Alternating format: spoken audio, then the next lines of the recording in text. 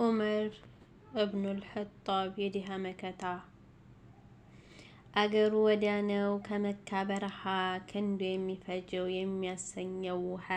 አሰላሙ አለይኩም ወራህመቱላሂ ወበረካቱሁ። ውድና የተከበራችሁ ሰዎች ከኔ ጋር አልሐምዱሊላህ በጣም ሰላም ነኝ። አዲስ ተሆናችሁ ሰብስክራይብ አድርጉ፣ ደወሏን ተጫኑ። ቤተሰብ የሆናችሁ ደግሞ አበረታቱኝ። ኢንሻአላህ አስተማሪና ቁም ነገር አዘል ነገራቶችን ይዤ እንደምመጣ ተስፋ አለኝ። ኢንሻአላህ ቢኢዝኒላህ እናንተ ደግሞ አበረታቱኝ ማለት ነው። መቼም ያኔ ስታበረታቱኝ እኔም ስለሚነሽጠኝ ይዤ እመጣለሁ ብዬ ተስፋ አለኝ ኢንሻአላህ። ዛሬም በአዲስ ሰሐባ ከሊፋ ብቅ ብያለሁ ማለት ነው። ዑመር ኢብኑል ኸጣብ የድሃ መከታ አገሩ ወዲያ ነው ከመካ በረሃ ክንዱ የሚፈጀው የሚያሰኘው። ዑመር ኢብኑል ኸጣብ ከመስለማቸው በፊት በኃይለኝነታቸው በአይበቅልነታቸው የሚታወቁ ነበሩ። አቡ ጀህልም እንዲሁ ነበር። አቡ ጀህል ስሙ አምር ብን ሂሻም ብንል ሙጊራ አልመኽዙሚ ይባላል። ነቢዩ ሰለላሁ ዐለይሂ ወሰለም የዚህን ሁለት ሰዎች መስለም በእጅጉ ይፈልጉ ነበር። ይህ የሚሆነው በጊዜው እንግዳ ለሆነው ኢስላም ክብርና አይደፈርነት ይሰጣል በሚል መነሻ ነው። ለዚህም ነበር የአላህ መልእክተኛ ሰለላሁ ዐለይሂ ወሰለም አምላኬ ሆይ ኢስላምን ከነዚህ ሁለት ሰዎች አንተ ዘንድ በተወደደ አስከብረው ማለታቸው። በአቡ ጀህል ወይንም በዑመር ኢብኑል ኸጣብ ከሁለቱ እሱ ዘንድ የተወደደው ዑመር ሆነ። ተርሚዚ 3681 ኢብኑ መስዑድ ረዲየላሁ ዐንሁ እንዲህ ይላሉ። ዑመር እስከሚሰልም ድረስ ከካዕባ አካባቢ መስገድ አይቻልም ነበር።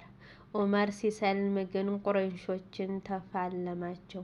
ከዚያም ከካዕባ ዘንድ ሰገደ። እሱም ጋር ሰገድን። ዑመር ኢብኑል ኸጣብ ከሰለመ ጀምሮ የተከበረን ሆነናል። ቡኻሪ 3684 እሙ አብደላህ ኢብን አቢ ሐስማህ ረዲየላሁ ዐንሃ እንዲህ ትላለች። ወላሂ ወደ ሐበሻ ምድር ልንሰደድ እየተዘጋጀን ነበር። ባለቤቴ አሚር የሆነ ጉዳያችንን ሊፈጽም ወጥቶ ሳለ ዑመር መጣና ቆመ። በሽርኩ ላይ እንዳለ ነው። እሱ ፈተናና ስቃይ ይደርስብን ነበር። ከዚያም የምርም መጓዛችሁ ነው እሙ አብደላህ አለኝ። አዎ ወላሂ አላህ መውጫ እስከሚያደርግልን ድረስ ከአላህ ሀገሮች ወደ አንዱ እንወጣለን። አስቸገራችሁን፣ አሰቃያችሁን አልኩት። አላህ አብሯችሁ ይሁን አለ። እድሜያቸው የማላውቀው መቆርቆር አየሁበት። ከዚያም ተመልሶ ሄደ። ሳስበው መውጣታችንን በእርግጥም አሳዝኖታል። ባለቤቴ አሚር የሄደበትን ጉዳያችንን ፈጽሞ ሲመጣ የአብደላህ አባት ሆይ እንዲያው ዑመርን ቅድም ብታየው ለኛ መቆርቆሩንና ማዘኑን አልኩት። ይሰልማል ብለሽ ከጀልሽ እንዴ አለኝ። አዎ አልኩት። የኸጣብ አህያ ሳይሰልም ያየሽው ሰውዬ አይሰልምም አለኝ። በኢስላም ላይ የሚያደርሰውን ጭካኔና ድርቅና በማየት ተስፋ ቆርጦ ነው። አብደላህ ብን ዑመር ረዲየላሁ ዐንሁ እንዲህ ይላሉ።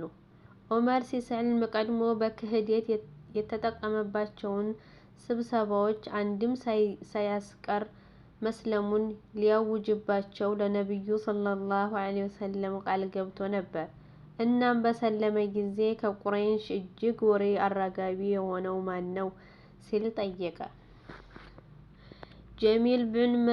ጀሚል ቢኑ መዕመር ነው አሉት።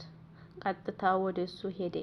ምን እንደሚሰራ ለማየት ከስር ከስሩ ተከትየው ሄድኩኝ። በጊዜው የማየውን ሁሉ በደንብ የማስተውል ልጅ ነበርኩ። ጀሚል ጋር መጣና ጀሚል ሆይ መስለሜን አወክ? ወደ ሙሐመድ ሃይማኖት ገባሁ እኮ አለው። ወላሂ ከዚያ በኋላ ጀሚል ለዑመር አልመለሰም። ቀጥታ ኩታውን እየጎተተ ወጣ። ዑመር ተከተለው። እኔም ዑመርን ተከተልኩት። ጀሚል ከመስጂዱ በር ቆመና ድምፁን በጣም ከፍ አድርጎ ጮኸ። የቁረይሽ ሕዝብ ሆይ አዋጅ! የኸጣብ ልጅ አድንቀዋል አለ። እነሱ በከዕባ ዙሪያ ተሰብስበዋል። ዑመር ረዲየላሁ ዐንሁ ከኋላቸው እየተከተለ ዋሸ፣ ባይሆን እኔ በእርግጥም ሰልሜያለሁ፣ ከአላህ ውጭ በሐቅ የሚመለክ እንደሌለና ሙሐመድ የአላህ መልእክተኛ እንደሆነ መስክሬያለሁ አለ። በራሱ ላይ መጡበት። እሱ ይሄን እንዲህ አላቸው፣ የታያችሁን ሁሉ አድርጉ፣ በአላህ እምላለሁ በእርግጠኝነት 300 ወንዶች ብንሆን መካን ወይ አንተውላችኋለን ወይ ትተውልናላችሁ።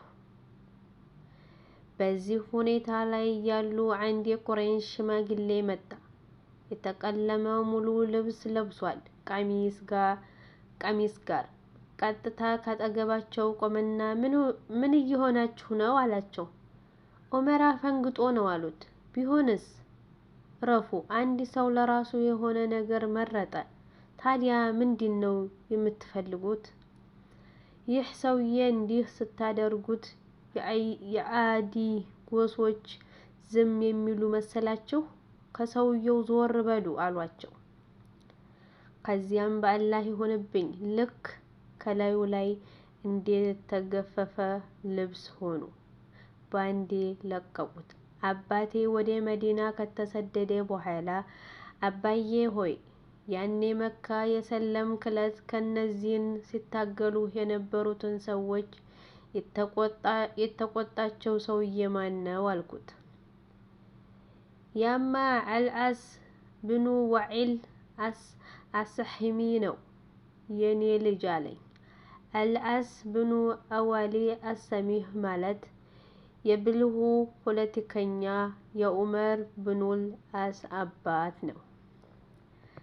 በድጋሚ ለዚህ ቻናል አዲስ የሆናችሁ ሰብስክራይብ ደውሏን ተጫኑ። ሁልጊዜም የሚለቃቸው ቪዲዮዎች ይደርሷችኋል። ቤተሰብ የሆናችሁ አበረታቱኝ። ሰላም አለይኩም ወራህመቱላሂ ወበረካቱ።